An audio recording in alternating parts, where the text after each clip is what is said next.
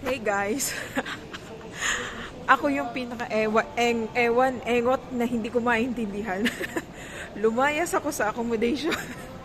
Wala akong dalang pera kundi 90 zloty. Tapos, wala akong dalang card kasi yung card na dala ko canceled dahil nang nagamit siya sa ayun, may Singapore transaction siya tapos na-block yung ATM ko. Ngayon, nag-request na ako ng bago mag-holiday kaso wala pa.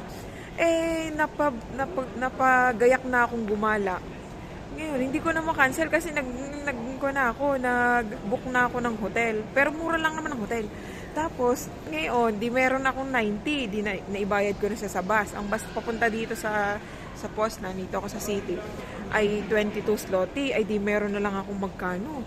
Tapos, kumain ako sa Burger King. Nung kumain ako sa Burger King, ang ginamit ko, Blick. Kasi doon sa ATM ng Santander, pwede naman ang Blick. Eh di binayad ko. Tapos, nag-try ako mag-search dito ng bangko ko. Yung bangko ko ay Santander. Eh di nagpunta ako dun sa bangko. Di ni sa may baba, sa first floor. Tapos tinry ko mag-withdraw gamit ang Blick. Nakapag-withdraw ako. May pambayad na. Makakagala na ako ng matiwasay. Ang galing. Sobrang galing talaga. At wala akong card. Blick lamang galing doon sa confirmation sa kwan ko, sa online banking. Ngo, di ba?